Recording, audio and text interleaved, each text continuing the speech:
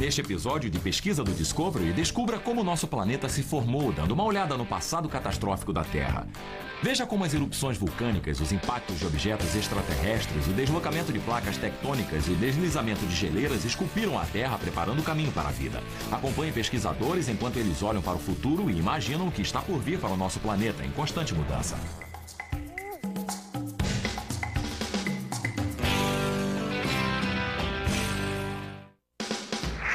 Pense nisso antes de assistir o Passado Catastrófico da Terra, parte 1. Em classe, discuta o que você já sabe sobre como a Terra se formou. Que tipos de eventos geológicos você acha que conduziram à formação dos continentes, dos oceanos e da atmosfera? Enquanto você assiste o programa, concentre-se nas evidências que os cientistas usam para formular teorias sobre o que modelou o nosso planeta. Pesquisa do Discovery apresenta o Passado Catastrófico da Terra, parte 1.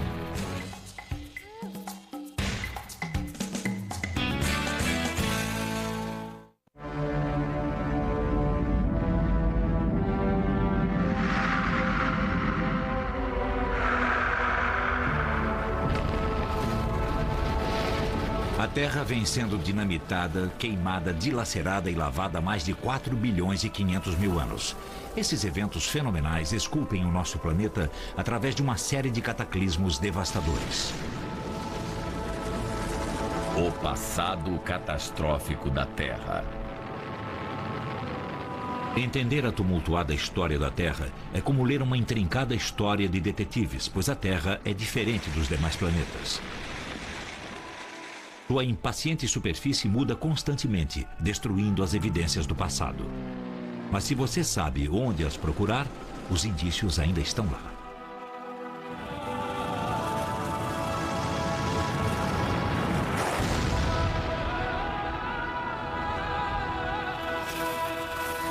Cerca de 18 mil meteoritos atingem a Terra todos os anos, colidindo a 112.600 km por hora. A maioria é muito pequena e provoca poucos estragos, mas todos trazem evidências sobre a formação catastrófica do nosso planeta. O geólogo Roger Bewick está trabalhando no noroeste da Austrália. Apesar de ter acabado de chegar, isso é a coisa mais antiga da Terra. É condrito, um tipo de meteorito pedregoso. Ele está vagando pelo sistema solar há cerca de 4 trilhões e 500 bilhões de anos. A Terra é feita de coisas como essa, sucata espacial agrupada.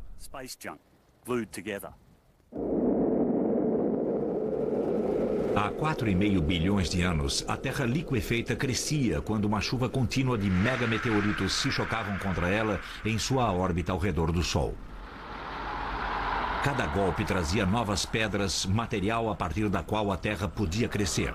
Eles também traziam energia explosiva que elevou a temperatura do planeta primitivo para mais de 1.800 graus.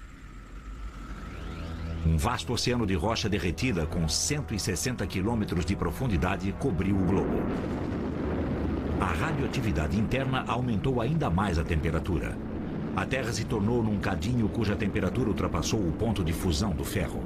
O ferro meteórico começou a se depositar no centro, puxado pela força impiedosa da gravidade.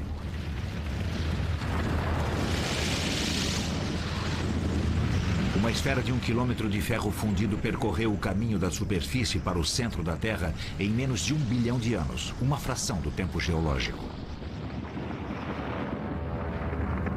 Os componentes da Terra estavam se formando. Ela tinha um centro de ferro rodeado por rocha fundida. Na superfície, uma crosta fina se formava. Ela se comportava como esses lagos de lava derretida. As turbulentas forças que vinham de baixo começaram a fraturar a crosta. Essas são as placas tectônicas, vastos lençóis de crosta terrestre movendo-se constantemente, rompendo e colidindo na superfície do planeta. O processo continua acontecendo.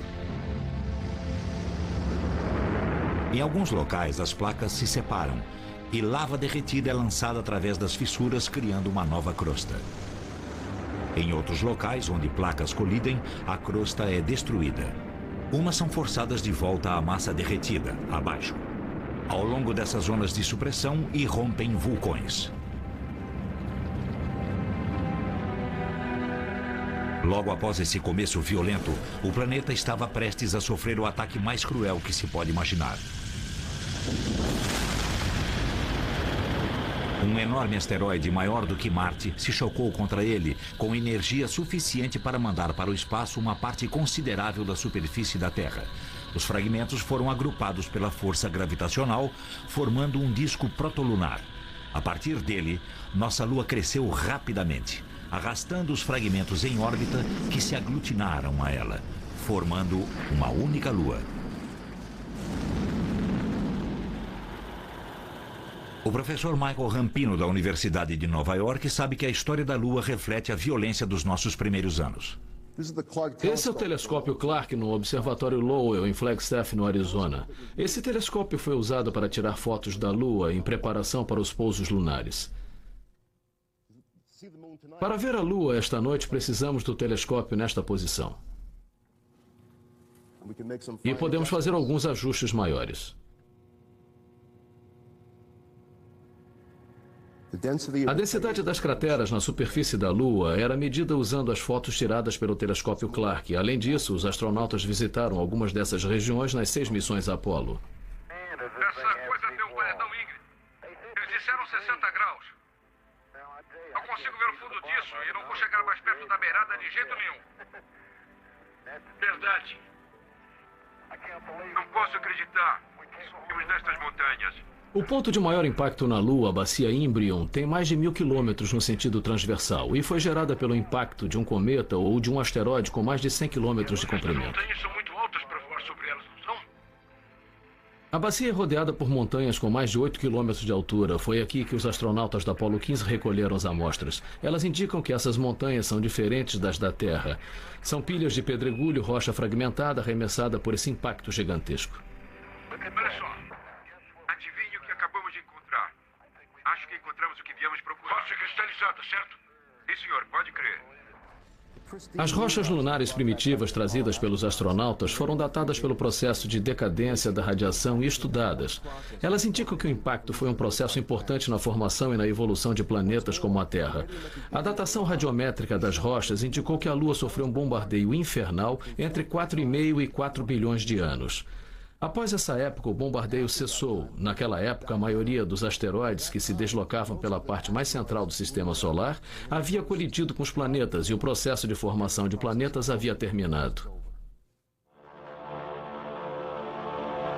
Há 3 bilhões e 500 milhões de anos, a Terra começou a esfriar. Vapor d'água e gases eram liberados do interior escaldante através do sopro de vulcões gigantescos. Essa foi a grande erupção da Terra. O resultado foi uma atmosfera densa e gasosa, com pressões 100 vezes maiores do que as de hoje. Todas as paisagens eram vulcânicas, lava congelada e cinza amarela. Não havia água na superfície. Essa superfície árida ainda teria que ser esculpida pela erosão. Havia umidade na atmosfera que se condensava em bolsas, mas não era suficiente para criar oceanos nem rios.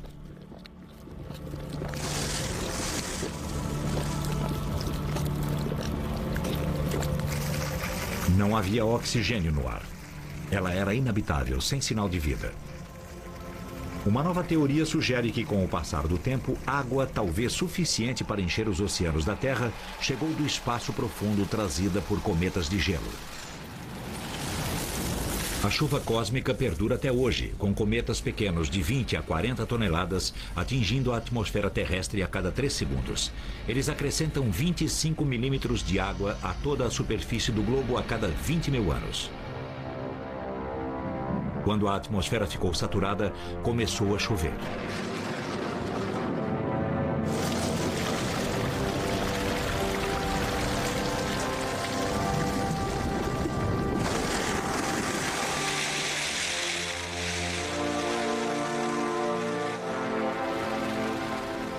No passar das eras, tempestades torrenciais produziram as maiores inundações que o planeta já conheceu.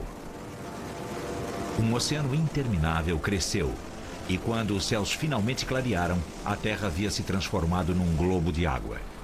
Essa é a época na qual se imagina que a vida na Terra tenha começado. Ecos desse início podem ser ouvidos até hoje.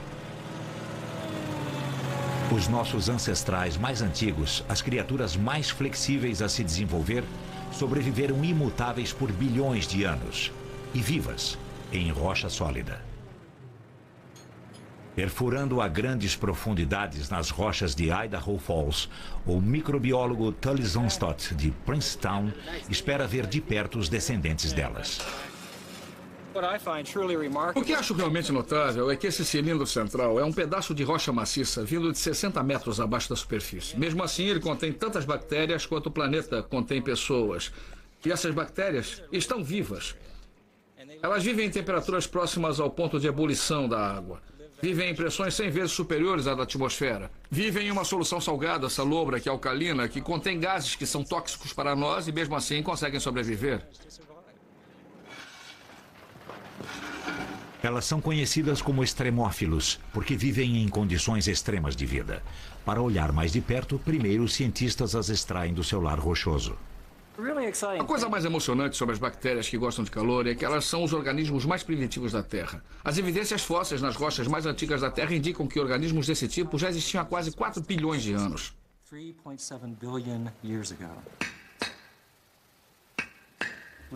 Precisamos desbastar a parte externa do núcleo para retirar qualquer contaminação que possa ter ocorrido durante o processo de retirada da parte central no campo.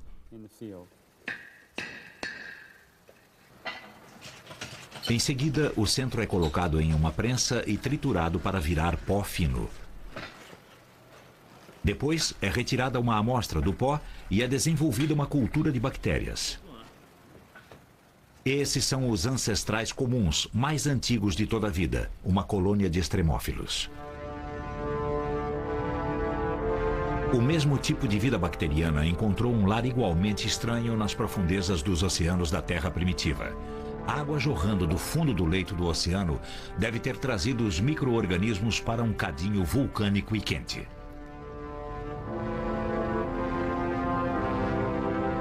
A cerca de 2.700 metros de profundidade, o leito do mar é fendido pelas grandes cordilheiras do centro do oceano. A crosta é muito fina e o calor vulcânico do centro da Terra aquece a água que transborda através de fumarolas. Aqui, estranhas comunidades de micro-organismos florescem nessa rica mistura química. Essas bactérias suportam pressões 3 a 4 mil vezes superiores às da superfície e sustentam um leque de criaturas bizarras.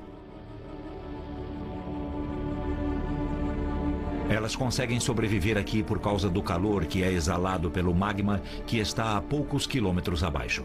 Não foi apenas a vida que começou aqui, mas a fábrica do próprio planeta. Quando as placas tectônicas que formam o leito do oceano são rompidas, lava nova emerge continuamente e novos vulcões nascem.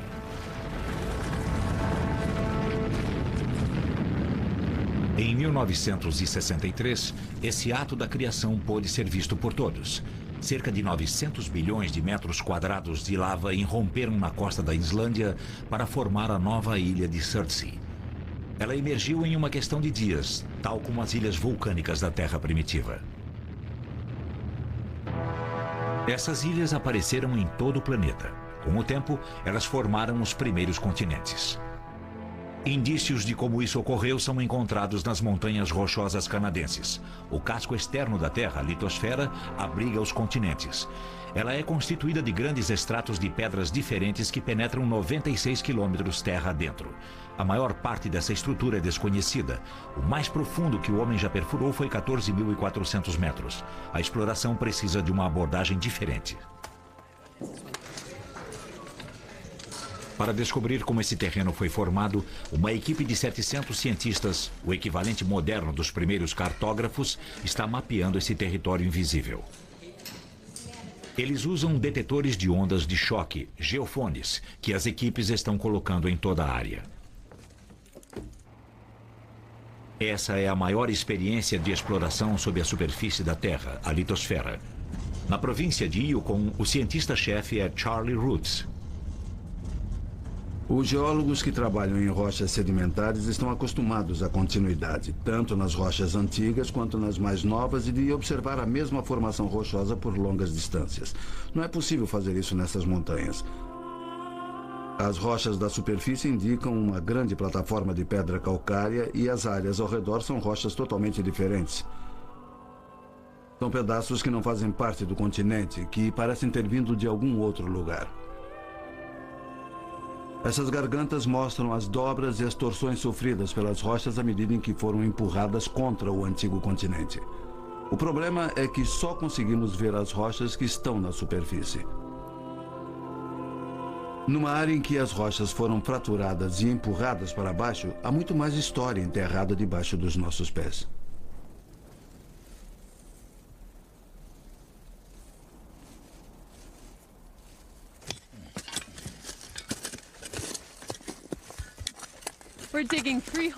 Estamos cavando 3 buracos para os geofones que vamos colocar aqui.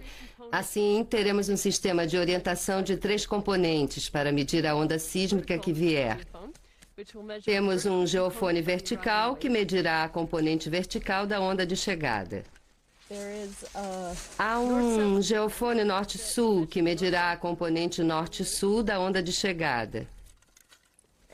E temos um geofone leste-oeste para medir a componente leste-oeste da onda sísmica de chegada.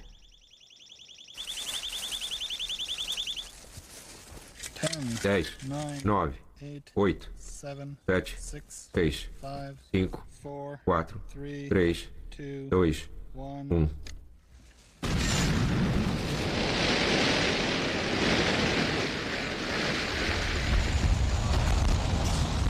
Quando as ondas de choque descem rapidamente solo abaixo, batem em algo duro, muito mais duro do que a rocha circunvizinha. As ondas de choque são refletidas e voltam rapidamente à superfície, trazendo informações preciosas que são captadas pelos geofones. As análises do resultado indicam que abaixo das rochas há restos enterrados de antigas ilhas vulcânicas. Durante os últimos 200 milhões de anos, milhares dessas ilhas foram enxertadas no continente norte-americano. Elas formam grande parte do terreno das montanhas rochosas indo do México ao Alasca. Esse é um indício de como as primeiras massas de terra foram criadas. Mas até bem pouco tempo, a ciência não tinha a menor ideia de quando isso ocorrera. Então, um dia, enquanto sondava minerais no noroeste da Austrália, Roger Bewick fez uma descoberta surpreendente. Essa rocha é parte da superfície do terreno mais antigo do planeta. Ela sobreviveu milagrosamente ao infindável ciclo de formação e destruição da crosta. As listas verticais resistiram por mais de 3 bilhões e 600 milhões de anos, indicando a data de formação do terreno. Aqui perto, nas rochas sedimentares mais jovens de Karadini, estão todas as evidências para desvendar outro capítulo da história da Terra. Esse foi o primeiro local onde a vida e o terreno começaram a interagir. E os vestígios são claros até hoje. A coisa mais impressionante sobre esse lugar é que ele é muito vermelho. Na verdade, rochas vermelhas se estendem por centenas de quilômetros em todas as direções. Elas são vermelhas por causa desse mineral vermelho, a hematita, ou óxido de ferro, ou ferrugem. Elas se formaram quando o ferro dissolvido no oceano se combinou com o oxigênio e se precipitou como óxido de ferro, que assentou no leito do mar, acumulando-se no fundo do mar. Inicialmente não havia oxigênio na atmosfera da Terra. O mesmo ocorria com os oceanos. Essas rochas registram um período intermediário, no qual ainda não havia oxigênio na atmosfera, mas as camadas superiores do oceano continham oxigênio. O pequeno volume sugere uma única fonte plausível para o oxigênio, a biológica. Organismos vivos excretando oxigênio como um subproduto da fotossíntese. Living organisms excreting oxygen as a byproduct of photosynthesis. Após 2 bilhões de anos, o oxigênio havia finalmente se combinado ao ferro. Pela primeira vez, o oxigênio livre conseguia escapar para a atmosfera e o ar se tornou respirável. Nas profundezas do interior australiano, há mais indícios de organismos primitivos produtores de oxigênio. Em um local secreto descoberto por Bewick, estão alguns dos fósseis mais antigos e raros do mundo. O que eu fiz foi dar um passo atrás, mais de 3/4 do caminho de volta ao início da história da Terra. Aqui há sedimentos dobrados que ocasionalmente se dirigem para cima. São estromatólitos, estruturas sedimentares criadas por micro-organismos filamentares que capturaram areia e lama entre seus pequenos filamentos. É provável que esses micro-organismos fossem fotossintéticos. Sob essas abóbadas, foram formando-se camadas que competiam entre si para chegar mais perto da luz solar. Produzindo oxigênio, os estromatólitos mudaram o planeta para sempre. Essas pequenas bactérias foram os primeiros organismos a viver em colônias. Elas capturaram e juntaram areia fina para criar estruturas rochosas que ainda sobrevivem na Austrália. Estromatófilos vivos crescem apenas quando estão quase permanentemente submersos em água. Por isso, você os vê apenas na maré baixa. Esses cresceram aqui há cerca de 5.000 anos, quando o nível do mar era cerca de 1 metro mais alto. O tapete vivo de bactérias que os formou morreu à medida que o nível do mar foi baixando gradualmente. Os sedimentos capturados pelas bactérias foi transformado em pedra calcária.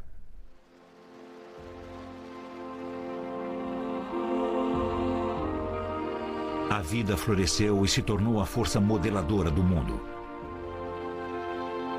Em Utah, conchas de incontáveis milhões de criaturas marinhas que viveram e morreram aqui ficam expostas onde o rio São João causa um grande desgaste na crosta terrestre.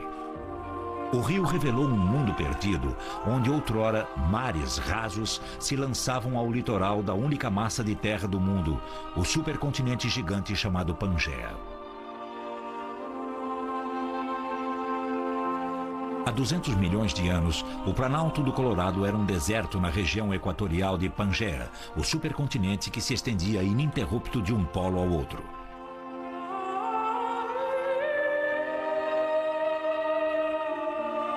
Há 50 milhões de anos, toda essa região passou por uma mudança cataclísmica. A erosão começou inexoravelmente a açoitar camada após camada de rocha.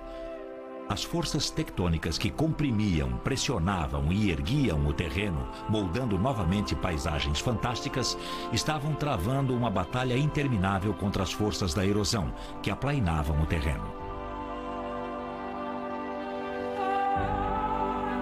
Rochas vulcânicas que nunca forçaram seu caminho para a superfície se manifestaram. O granito foi formado quando o terreno estava enterrado sob 1.600 metros de arenito. A erosão desgasta a rocha sedimentar, deixando o esqueleto duro e ígneo de montanhas emergentes. A água é a força mais potente de todas. Ela corta a rocha sólida, criando gargantas profundas. Com uma paciência inesgotável, ela esfregará uma pedra na outra até moldar as rochas. Um dia, em um futuro inimaginavelmente distante, a garganta chamada de Antelope Slough será tão larga e profunda quanto o próprio Grand Canyon. Os pilares, morros íngremes e as mesas de arenito que se elevam a 300 metros acima das planícies são monumentos a milhões de anos de batalha geológica, mas eles também desaparecerão. Nada resiste à erosão. Tão rapidamente quanto as forças tectônicas erguem montanhas, o vento, a chuva e a gravidade as erodem, no sentido descendente. Esculpindo a superfície, cavando os desfiladeiros mais profundos, reduzindo as montanhas mais altas, a natureza encontra seu próprio equilíbrio. No final, ela desmanchará todas as estruturas que a Terra criar.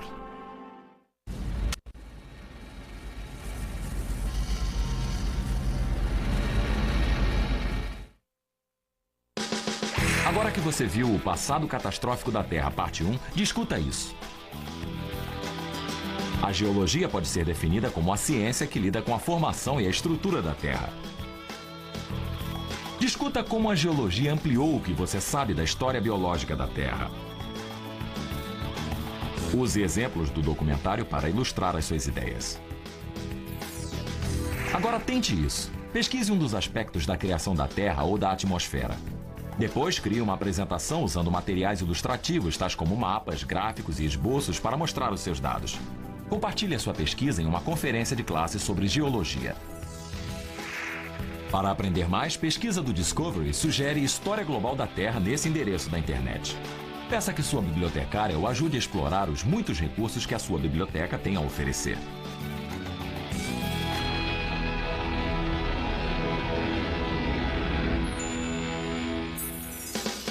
Pense nisso antes de ver O Passado Catastrófico da Terra, parte 2. Os cientistas ambientais acreditam que outrora os continentes estavam unidos em um supercontinente. Enquanto você vê o documentário, acompanhe as evidências que apoiam essa teoria. Que eventos podem ter levado à separação e à topografia inigualável da litosfera da Terra? Pesquisa do Discovery apresenta O Passado Catastrófico da Terra, parte 2.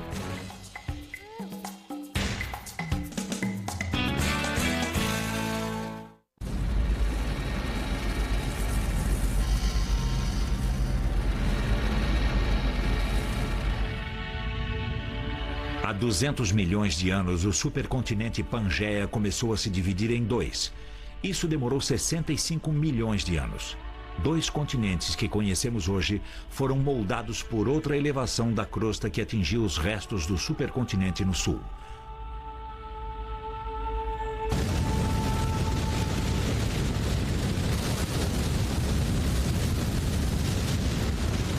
Nas florestas da América do Sul, há uma das feições mais notáveis da face da Terra. Toda essa paisagem deve sua existência a esse violento capítulo da história da Terra. A esperança de encontrar mais indícios sobre essa catástrofe trouxe o professor Michael Rampino até aqui. Cataratas do Iguaçu, Argentina. Para mim, são as quedas d'água mais espetaculares do mundo. Não apenas por causa do cenário espetacular daqui, uma catarata com 76 metros de altura e 1.600 metros de comprimento, mas também devido à magnífica geologia. As rochas dos saltos contêm indícios pertinentes a um evento geológico ocorrido aqui há 135 milhões de anos. A evidência geológica está aqui nestas rochas. Isso é basalto, uma rocha vulcânica, dura, tingida de vermelho pela oxidação do ferro dentro da rocha. Na verdade, estamos de pé aqui, na base de um derramamento de lava basáltica com mais de 30 metros de espessura. Apenas um dos muitos derramamentos de lava dessa região que formam uma pilha de lava com mais de 1.600 metros de espessura. Na verdade, nas cataratas é possível ver os degraus dos saltos que mostram as torrentes individuais de lava dessa pilha.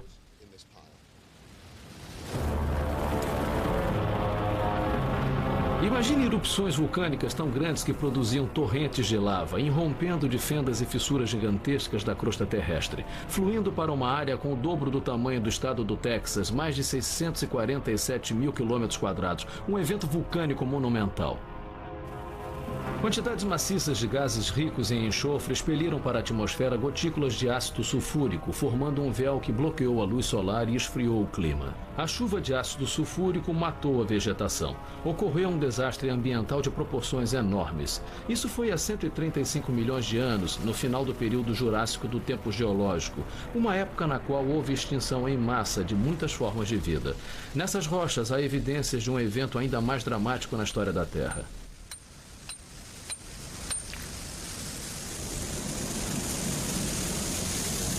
Aqui está a evidência que eu precisava.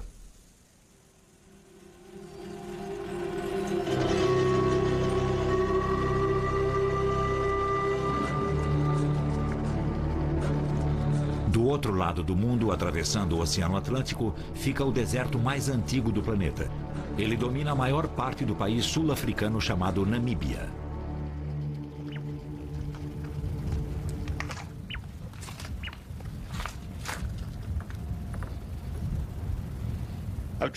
Viajei mais de 6.400 quilômetros e as rochas são exatamente as mesmas.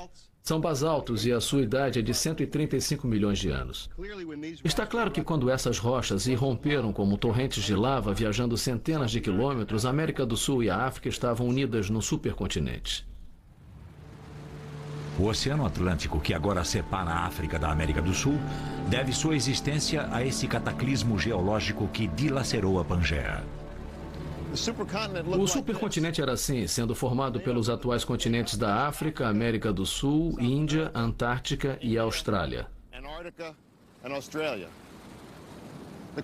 A separação começou aqui e dividiu o continente nos atuais continentes da América do Sul e África.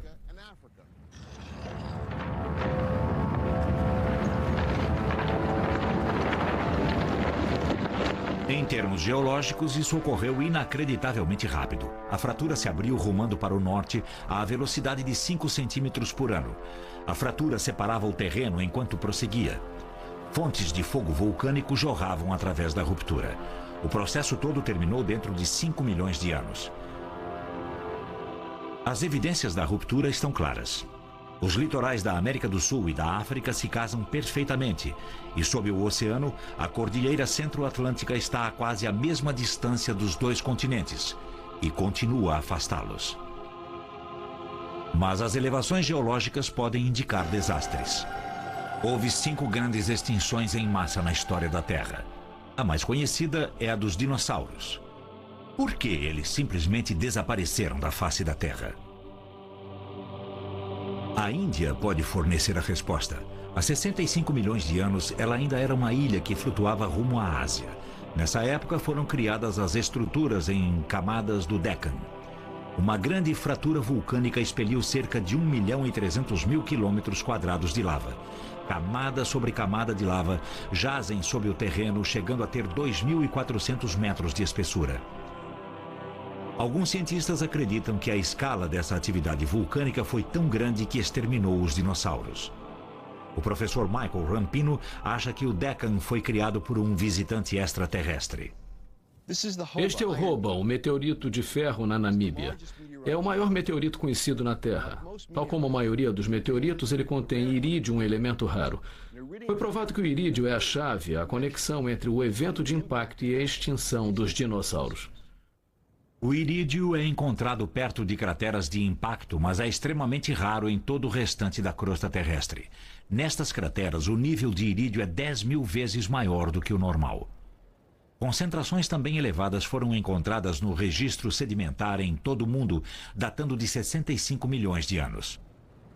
Recentemente, uma cratera com mais de 176 quilômetros de comprimento foi detectada perto da costa da península de Yucatán, no México. Ela também foi criada há 65 milhões de anos. Ela foi formada por um matador cósmico com 16 quilômetros de comprimento que colidiu com a Terra a mais de 96 mil quilômetros por hora.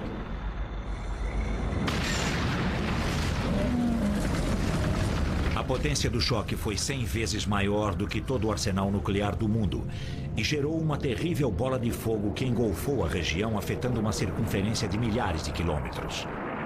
Incêndios gigantescos assolaram durante meses, destruindo tudo em seu caminho.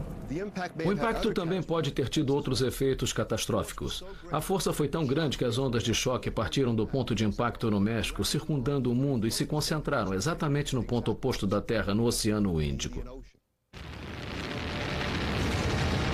Naquela época, o ponto oposto era a Ilha da Índia, e Rampino acredita que as violentas erupções vulcânicas que criaram o Deccan foram disparadas pelo meteorito. O impacto da explosão e a inundação vulcânica despejaram milhares de toneladas de poeira e cinzas no ar, mergulhando o mundo na escuridão. Na atmosfera, nitrogênio, enxofre e oxigênio combinaram-se para formar chuva ácida à medida em que a Terra esfriava. Nesse inverno cósmico, 75% de todas as coisas vivas pereceu. Quando o céu clareou, os dinossauros haviam desaparecido. A Índia continuava sua corrida na direção da Eurásia. Há cerca de 45 milhões de anos, elas colidiram e começou uma luta pela supremacia. Nenhuma cederia. Flutuando demais para serem arrastadas de volta ao centro liquefeito da Terra, elas se enrugaram, dobraram e deram uma reviravolta. A crosta tinha apenas um caminho a seguir, rumo ao céu. A primitiva cadeia de montanhas do Himalaia se ergueu do nível do mar para 8.000 metros de altitude, enquanto a Índia penetrava mais de 1.600 quilômetros na Ásia. Aproximadamente nessa época, a Terra começou a ficar muito mais fria. Há evidências de muitas eras glaciais durante a história da Terra. Entretanto, a maior e mais severa começou há 45 milhões de anos, quando o Himalaia estava se formando. Uma teoria atribui esse esfriamento dramático a esse distúrbio tectônico. A colisão elevou o leito do mar e com ele pedra calcária bem alto na atmosfera, expondo-a à erosão. As montanhas estão repletas de pedra calcária e cascalho. Esses fragmentos se combinariam com a chuva e o dióxido de carbono no ar em uma reação química que retirou milhões de toneladas de gás da atmosfera. Com a diminuição do efeito estufa criado pelos gases que mantinham o planeta quente, todo ele esfriou, disparando a era glacial.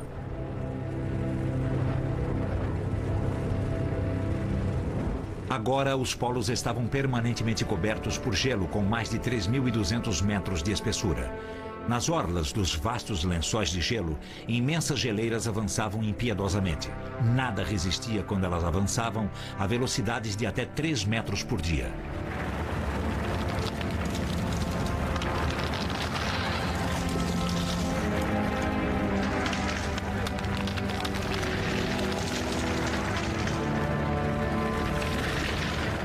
À medida em que o gelo cobria uma área maior, mais calor solar era refletido de volta ao espaço, esfriando ainda mais o planeta. No ápice do frio, a Terra estava coberta por 3 vezes o volume de gelo que existe atualmente. Esse gelo aprisionou a água na Terra. Com menos água, o nível do mar diminuiu 130 metros.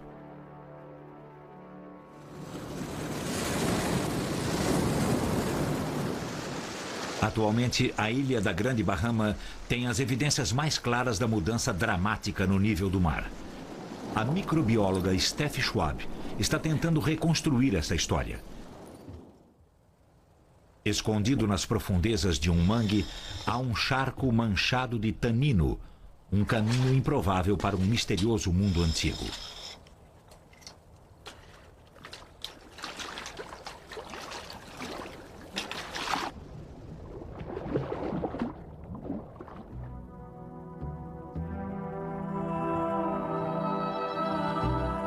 Essas cavernas têm uma história para contar em relação à antiga flutuação do nível do mar e aos períodos glaciais e interglaciais do passado.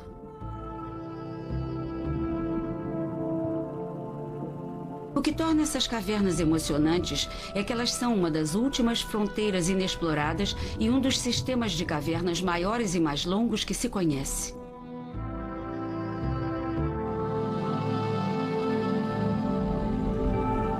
Nos deslocamos da entrada para o salão da catedral, que é muito grande, e onde podemos ver que o teto se eleva, formando o que nesses sistemas de cavernas geralmente chamamos de buraco azul. Agora estou nadando pelo que é chamado de zona da mistura, que é onde a água doce se mistura à água salgada, formando o que chamamos de bruxuleio.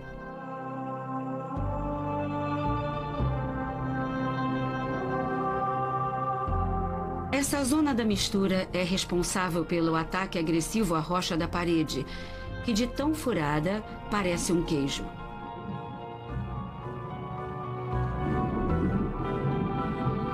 Normalmente, a pedra calcária não poderia ser removida com o dedo. Seriam necessários um martelo e um formão.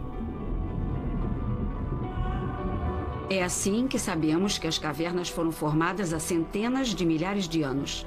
Mas também sabemos, através de evidências encontradas, que no passado as cavernas foram secas. 20 metros mais abaixo, no sistema de cavernas, há esses excrementos que foram fossilizados. Sabemos que isso ocorre apenas quando as cavernas estão secas, porque os morcegos não nadam. Quando os morcegos se empoleiram no teto, os excrementos se amontoam na rocha e ficam muito duros. Mais ao fundo do sistema de cavernas, encontramos outra evidência, poeira vermelha do Saara, que é espalhada pela estratosfera durante tempestades frequentes que ocorrem no deserto do Saara, vindo parar nestas cavernas. É mais provável que isso tenha ocorrido em períodos nos quais a caverna estava seca.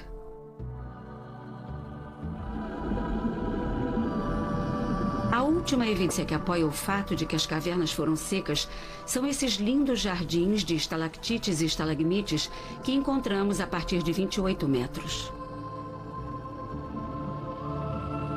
As estalactites e estalagmites se formam durante as eras glaciais e se formaram em um período de centenas e milhares de anos.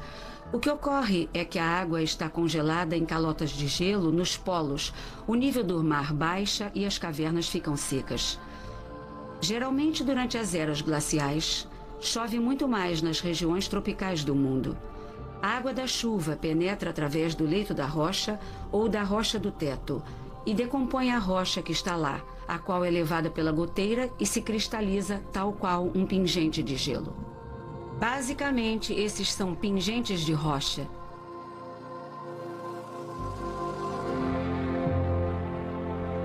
As eras glaciais influenciaram e moldaram as paisagens. Entretanto, algumas vezes, as evidências são tão gigantescas que é difícil as reconhecer. No estado de Washington, dentro da garganta de Grand Coulee, ficam as Channel Scablands. Durante anos, uma sucessão de cientistas tentou decifrar o que poderia ter causado uma erosão nessa escala.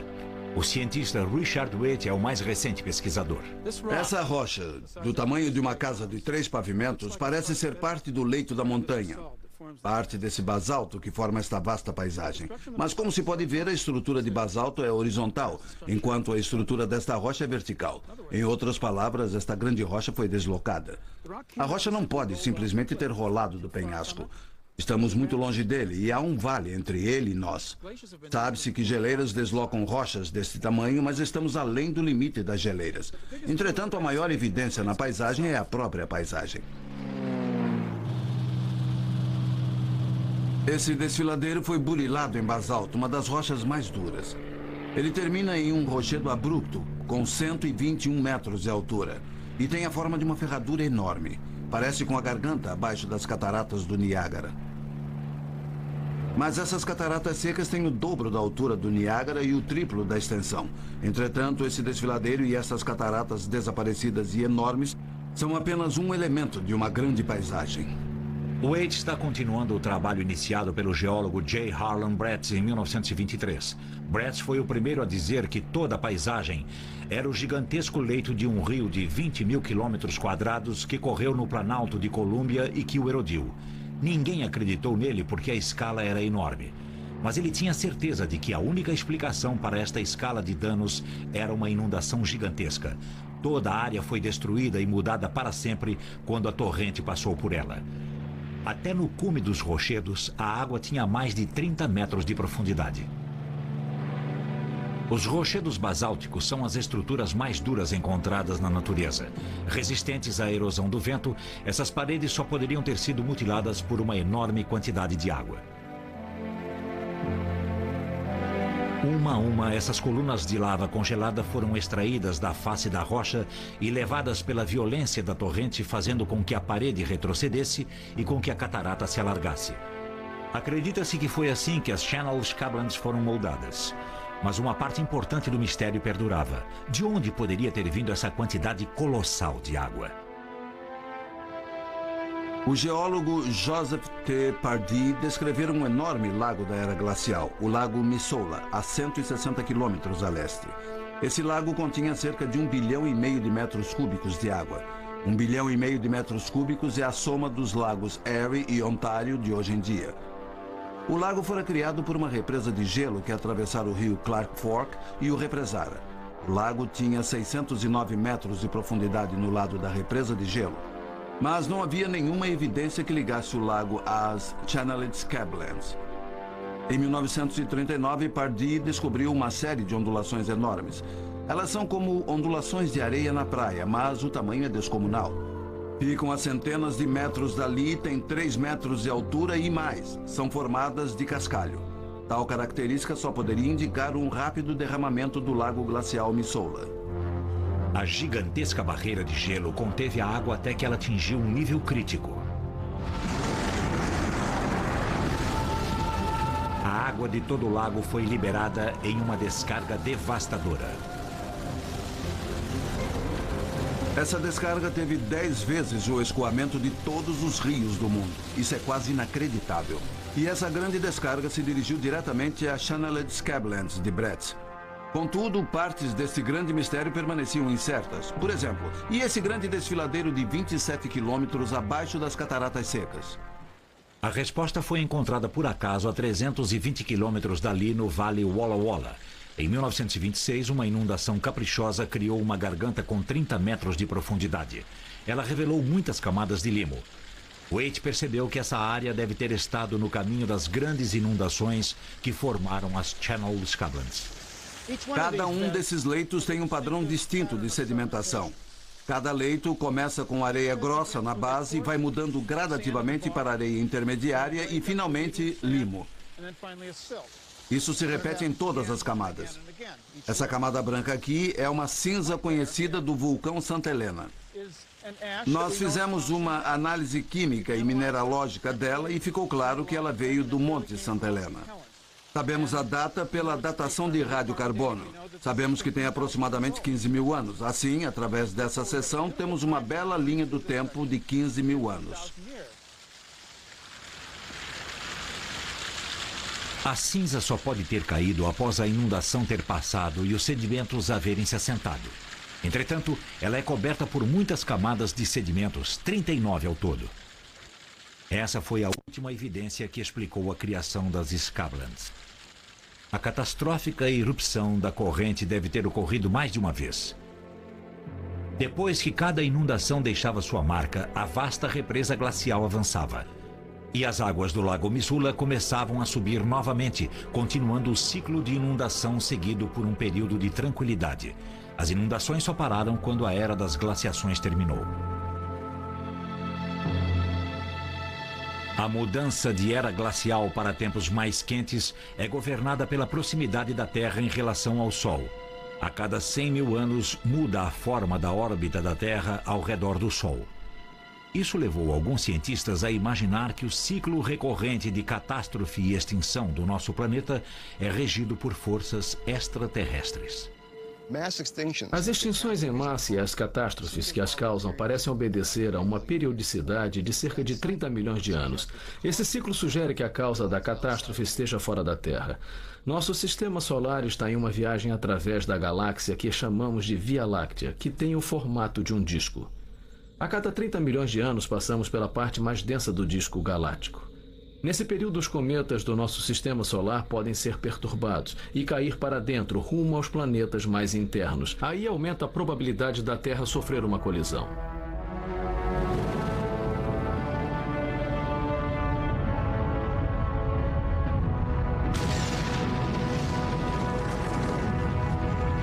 É possível que cataclismos tenham causado extinções e desastres, mas eles também moldaram a Terra e produziram um meio ambiente no qual a vida humana pode florescer. O ar é respirável, os mares são cálidos, o clima é ameno. O gelo está firmemente enraizado nos polos. Na verdade, é uma trégua geológica. Mas essa trégua pode estar chegando ao fim. Com o homem amplamente espalhado pelo planeta, os cataclismos da natureza se transformarão em catástrofes humanas. As forças que impulsionam a Terra são insensíveis às nossas necessidades. Cada movimento das placas torna o desastre mais iminente. Temos que aceitar que o nosso planeta incansável nunca ficará quieto.